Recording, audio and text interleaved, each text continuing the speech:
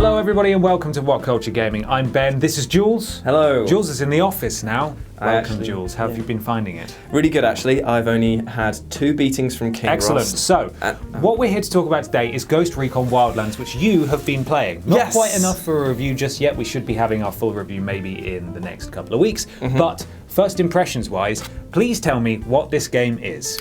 This game is a bit of a mess, but in a good way. Okay. It's kind of like being very, very drunk and ordering a kebab. It's a bad idea, and it will be very messy, but sometimes the results can be good. Okay. I found... What's in this game kebab then? What components make it messy? It would be the visuals. They range from being average at best to being incredibly poor. There's a lot of pop-in, especially on the PS4. Because it's a big open world, isn't it? Yeah, and it does beg the question, the big open world exists, and I'm not entirely sure why. Because it means that the whole game is very, very unfocused. I mean, you played the beta as well, didn't you? And we kind of shared the same experience, which is that it's a solid game in terms of mechanics, like everything works, but it just begs the question, why does it need to be an open world sandbox thing? So what's the premise for this game? What is it about? Obviously it's a Tom Clancy's Ghost Recon game. Yes. But, in what ways is it different to The Division, for example? Because they seem to be under this Ghost Recon umbrella going in all sorts of different directions with recent games. Well, I think that Tom Clancy might be running a bit dry on the storytelling front at the moment, because this game to me is exactly the same premise as Crackdown, if you guys ever played that. It basically is you are part of a super soldier program, effectively, because your guys can take so much more hits than anyone else. You're thrown into a world, you're told that it's completely overrun with gangsters. Each of the mini gangsters who work for the big boss have set up little sort of their own burrows in the world of Bolivia.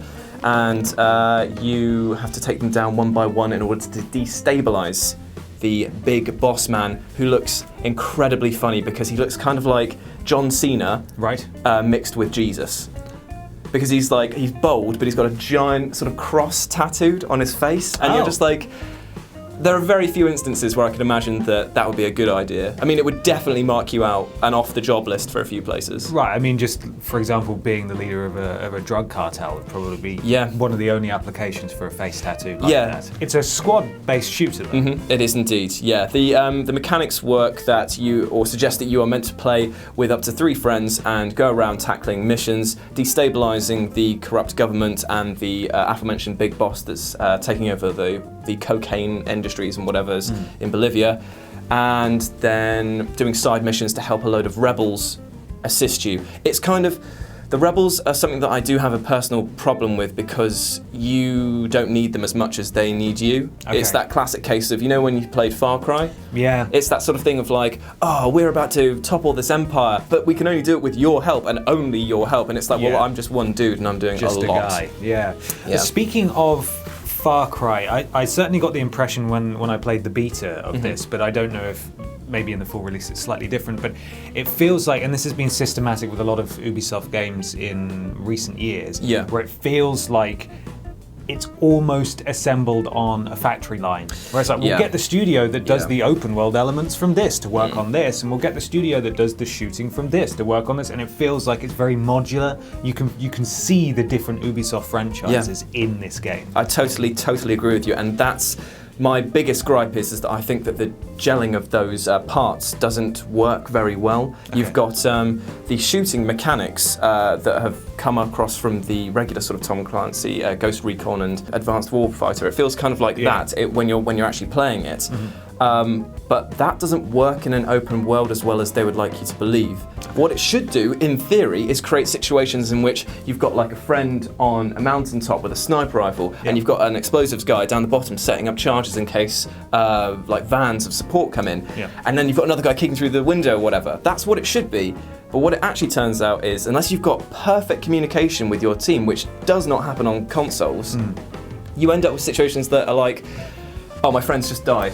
Oh, I've only taken 3 hits and I'm dead now. Right. Oh, I can't go and revive him. Or somebody takes an age to come over and revive me. There's no countdown timer. You can't quit out. And the whole thing feels that it's just like, if it works, it's great, but it's easily broken. So, have there been, because you've been playing by yourself at the moment. Yes. Have there been any particular standout moments where you've thought, okay, this is working. Because in the beta, I was playing with one other person, and there were just...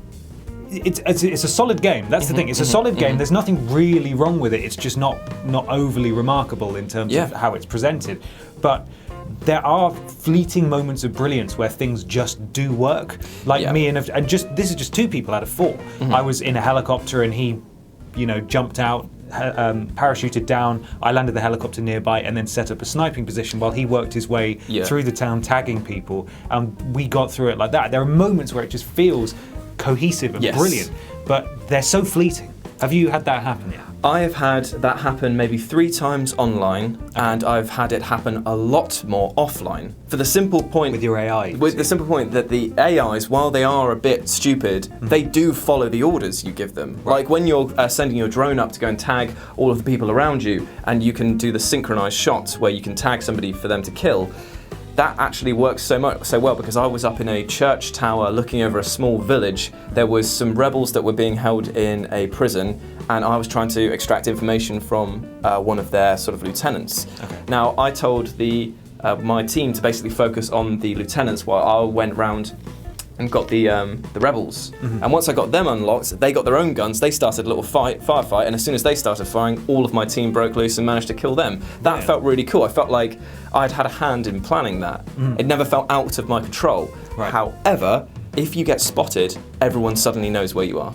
Right. So and your teammates don't retreat; they just stay with you, and sometimes they'll stay out in the open, and you're just kind of like, well, if that was another player, they would run back. Yeah.